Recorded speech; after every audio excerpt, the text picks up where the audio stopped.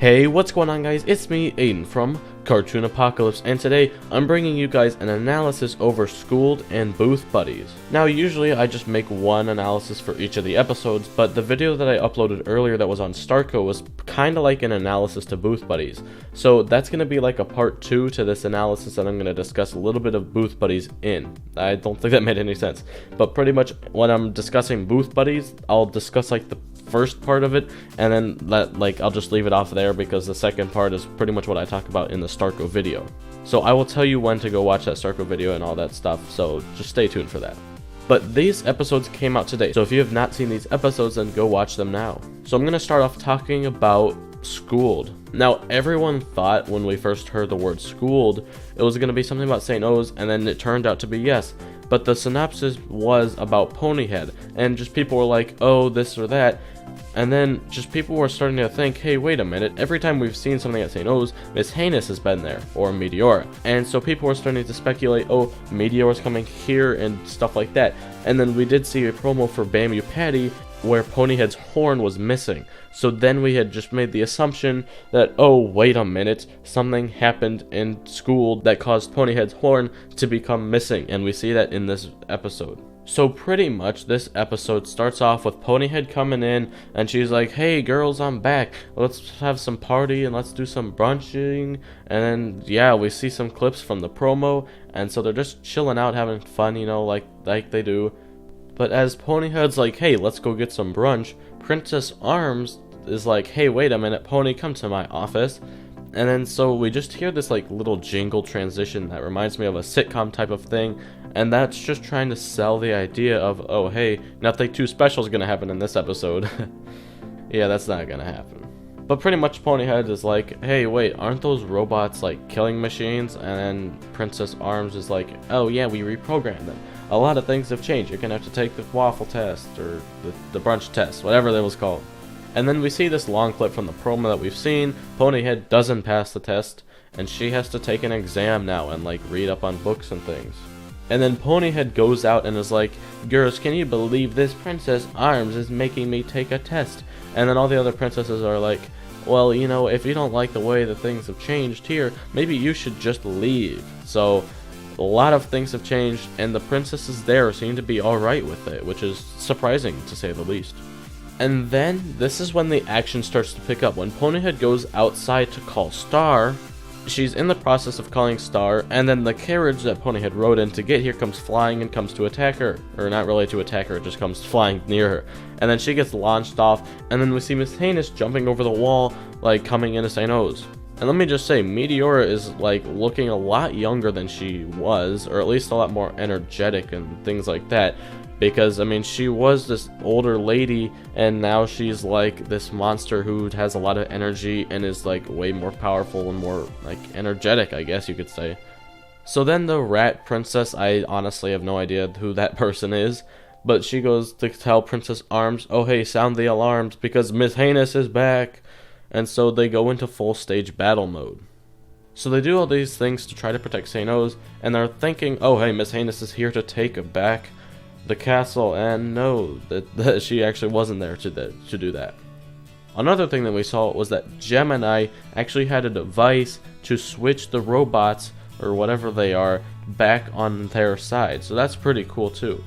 And also the hearts in the robots serve as bombs, which was also pretty interesting.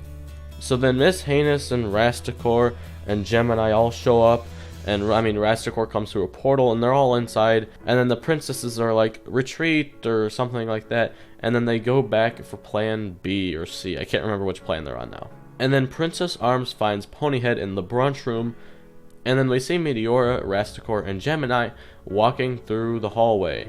And then Ponyhead's like, oh hey, if I don't make this out alive, just know that I hate you, and her horn is starting to charge up. Until Meteora turns into a room and goes in there. And then they're like, what? So this is probably one of the most interesting parts in the episode. When we see inside of like Miss Heinous's old room, or like an old closet storage room or something. I don't exactly truly know what this room is or what it was used for, but it's something really cool. It looks like an experimentation lab. But pretty much we see the real Saint Oga. Now this is really cool because I think that this old Saint Oga was the person who originally ran this until Miss Heinous took over. And we see a whole bunch of different flashbacks that the Saint Oga like displayed. And Saint Oga actually is a robot, and I thought that was pretty cool. And also Saint Oga is like very like old tech, and she's just very old and outdated for robot standards. And like literally they had to use like an old-fashioned mouse. There was nothing in like Saint Oga that did anything. Pretty much it was just a mouse. So they just took control of her pretty easily and then started playing through the old files. And we get to see Meteora when she was younger. And we get to see some pretty interesting flashback stuff. So like the first flashback is when she was being forced to like watch the movie clip that she forced all the other princesses to watch if they were bad. And then we see her asking Saint Oga why she has to like hide her tail. And then Saint Oga's like, you know that old rhyme, boys don't fall in love with people with monster tails, or something like that, I don't know. And in the background we could see some pretty interesting things like old dresses and stuff. The only thing that I think we can see here that's interesting really is there's an eye on like a little on the table on the left. So I don't know if this has anything to do with anything, but it's just something to keep in mind. That's the only interesting thing that I saw. And then we see one of the clips from the promo, which was Meteora as like a little child, like a toddler. And her cheek was glowing and she was like, oh, Saint Oga, look at my cheeks, isn't this cool? And then she was like, you know what else is cool? Like hiding all your flaws and doing this stuff. And then she was like, look, I can fix it. And then she made her cheeks go away, which was pretty sad. And that was the clip that we saw in the promo. And then this is where it gets really interesting, because we actually see King Shastakan in this next clip. And it was actually him, and he seemed to have requested Saint Oga to come in and take this baby from him. And pretty much he was like, oh, thank goodness you're here. She's just heinous, and that's where Saint Oga got the name Miss Heinous. King Shastakan is just so mean too, like he's just the worst. And then Saint Oga's like, oh yeah, you should thank me for raising you. All of the other robot moms laughed, and it was very hard. And then that just like took Meteor off. That was like the last straw for her. She was like, you know what, no, I'm done. And then we get to see the arm that we saw in the promo that was flexing and growing. And then we see Ponyhead and all the other princesses be like, hey, if you want to get through us, if you want to take over the castle, you're going to have to go through us. And then Meteora just turns around and Ponyhead's like, oh, you know what, never mind, we're just going to leave. And then it cuts to black, and then we see Meteora holding Ponyhead's horn. Now that is what happened with Ponyhead's horn. She literally ripped it off of Ponyhead. Now I can't imagine how painful that would be for Ponyhead, but that would just have to be hurtful. And it was still glowing as Meteora was holding it. And then she just dropped it on the ground, so maybe there will be some way to fix it, I'm not sure. And then also we see Rastakor here. He's talking to Meteora, and I don't think Rastakor really likes Meteora, because I think he thinks that she's a little bit insane and just stuff like this. So he's trying to get away, it seems like, and then Meteora is like, yeet, and takes Gemini's heart out and throws it at Rastakor, and now Rastakor's just back to his arm. And that's pretty much where this ends. It's literally just Meteora with Rastakor's arm, and it just ends there. So that's pretty cool. Definitely a more plot-driven episode. We get to see a lot of Meteora's past, and she realizes that she was supposed to be heir to the throne. That's why the King Shastakan one was in there. So Meteora is going to take the throne. And now we're going to move on to Booth Buddies, or at least the first part. Because pretty much, I already did kind of like an analysis earlier. I said this like earlier in this video. So if you're interested in that, then you can go check that video out.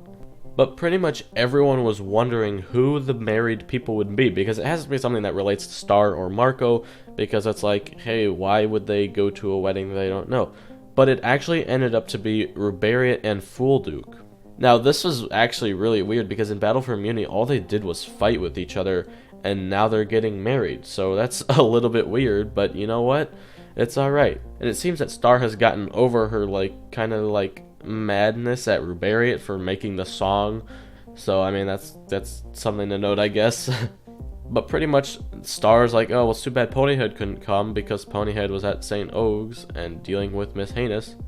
And then Tom was like, oh yeah, the photo booth is still here or something like that. And then Star was like, oh, photo booth, let's go take photos, and drags Marco. And apparently Nachos is here too. So Marco and Kelly was doing something with Nachos, and we can see that in the end of the episode. But pretty much Star and Marco go into the photo booth and they're like, hey, let's take some photos. And Star is like, hey, like, give me your money. And Marco's like, I don't want to do this right now. I really just want to go take Nachos out for, like, go take her home or something. I can't exactly remember what he said. But Star was just, like, forcing her way into taking photos and, like, stole Marco's $650. Now, this is another $650 joke, which we haven't seen in a little while. I mean, actually, that's not true. We saw it in Marco Jr. So pretty much they take a whole bunch of photos, and Star is just like, yeah, none of these photos are good. And so they waste out all their money. And this is pretty much where it kicks off to where I talked about it when I talked about the Starco in the Starco video that I made earlier. The guy comes out and then he's like, yeah, you're trapped because it's a magic photo booth. And then they take it back to his like little office garage fixing bobber area, and like he just kind of sits there and is talking with them. And it's pretty much just Star and Marco in the booth. And that's pretty much where this, like, where I'm going to leave off, because we saw the rest of it in the other video that I made. Also, the little goblin guy, otherwise known as Ben, he was voiced by Alex Hirsch, so that was a pretty cool cameo. He sounded a lot like Old Man McGucket. And I mean, if you guys didn't see the Starco video, you should, but if you don't want to or something. But pretty much the short end is Star and Marco kiss, and boom, Starco's confirmed. Yeah, that's a very short summary. There's tons of details to it that you can go watch that video on. That was a long video, just like this one is. But yeah, so I think that's going to wrap up today's video. If I sound a little bit different, or if my style today is a little bit different, I just didn't want to make a video that was super long. This ended up to be a really long video, but it would have been way longer if I didn't like summarize and shorten everything up. And also, I'm a little bit sick. Well, not a little bit sick, I am sick. Today is probably one of the worser days that I will be sick for, and it sucks because the new episodes came out today. So, and that's also why I combined the two episodes into one, because I just, I can't, my voice is just gonna be dead after this video. It already is dead. It's just like, yeah, it hurts.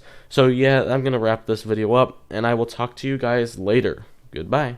Boys do not make passes at girls with devil tails.